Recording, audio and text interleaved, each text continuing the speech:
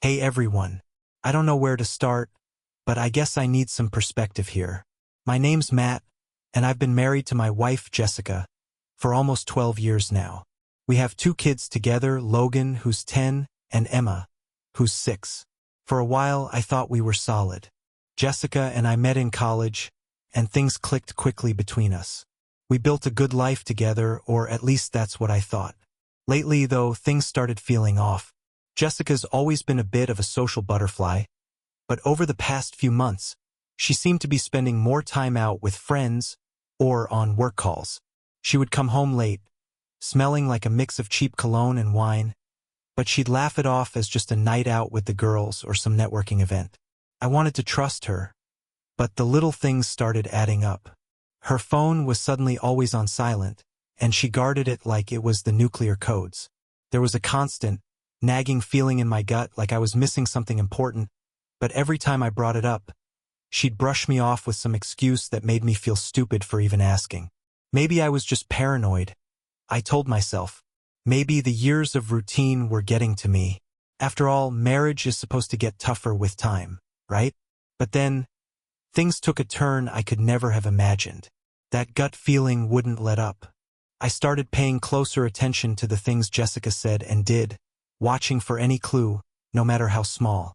One evening, while she was taking a shower, she left her phone on the counter for once. My hands were shaking as I picked it up, scrolling through her messages. Most were innocent, but one thread caught my eye. A series of texts with someone named Jake. Uncle Jake, as she'd occasionally joked to our kids. He was supposedly a family friend, though I had never thought much about him beyond that. The texts were explicit. Every word hit like a punch to the gut. They were talking about their nights together, the times they'd sneak off while I was at work, or worse, while I was home, putting the kids to bed, clueless. My heart pounded in my chest, a sickening mix of anger and betrayal washing over me as I read line after line of lies and deception. Then, I stumbled across a voice message from our son, Logan. He sounded hesitant, but his message was clear.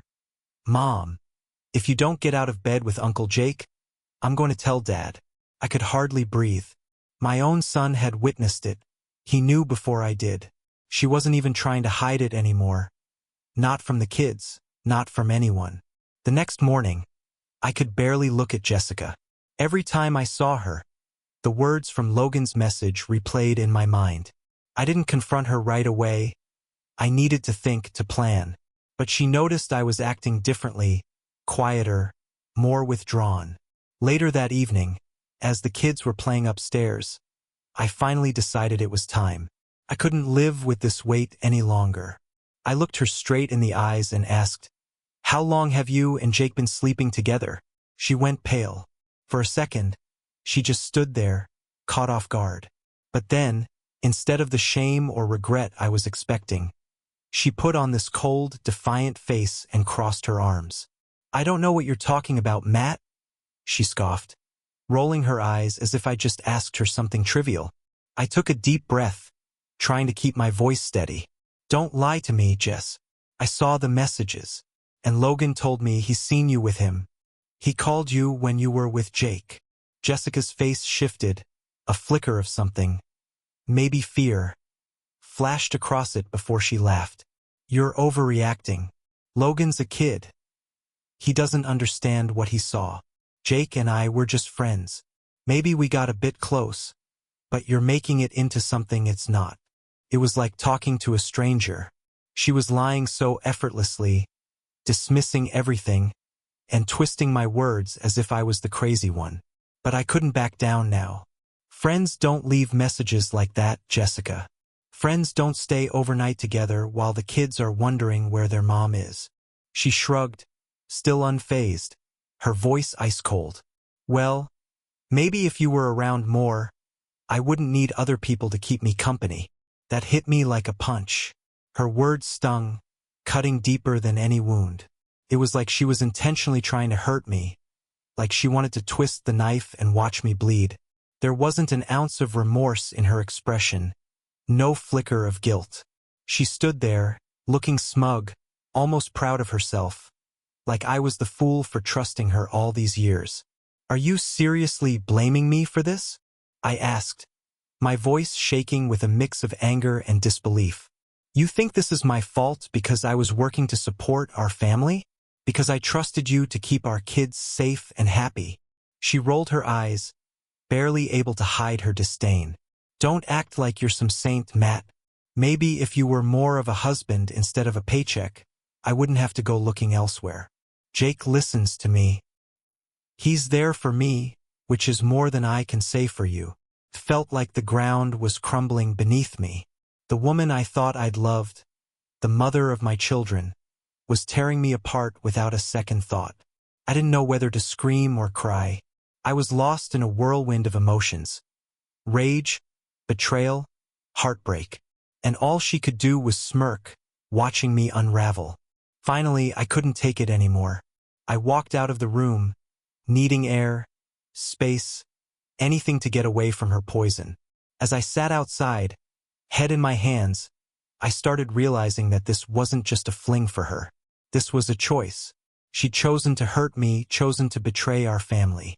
I spent the next few days in a fog, barely able to function. The kids were starting to pick up on the tension, asking why Mom and Dad weren't talking much. I couldn't bring myself to tell them the truth yet, but I knew I needed to take action, to regain control over this chaos. That's when the idea of revenge started forming in my mind.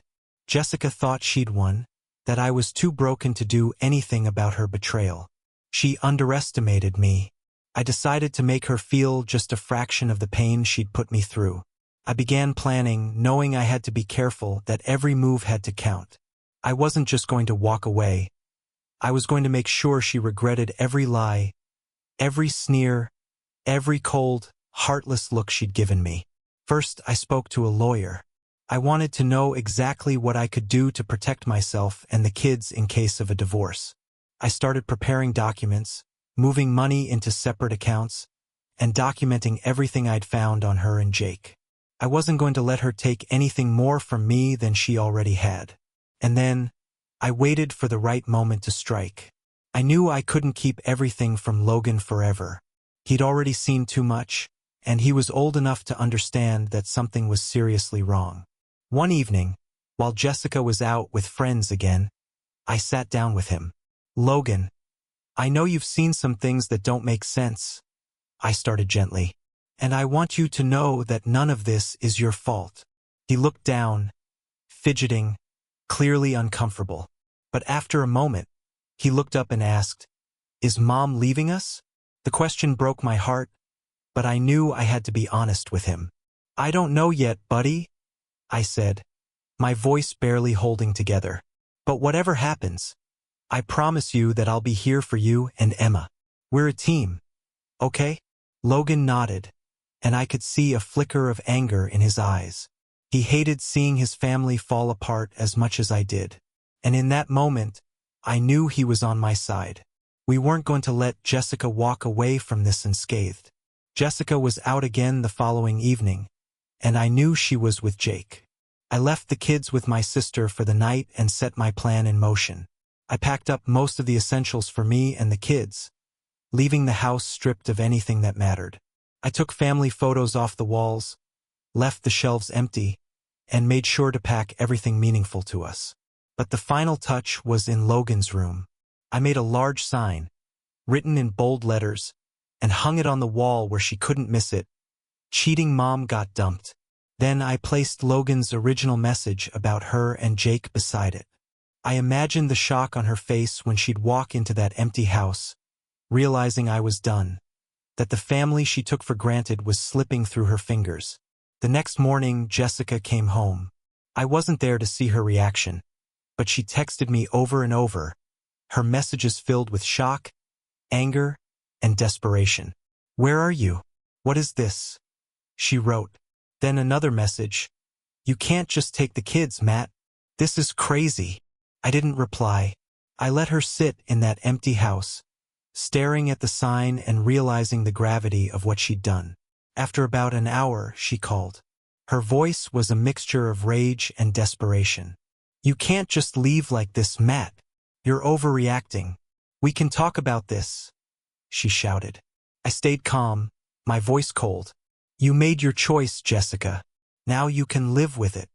Over the following weeks, I focused on rebuilding a life for me and the kids. Jessica tried reaching out multiple times, but I ignored most of her attempts.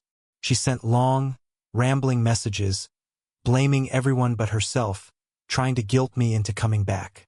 I wasn't falling for it.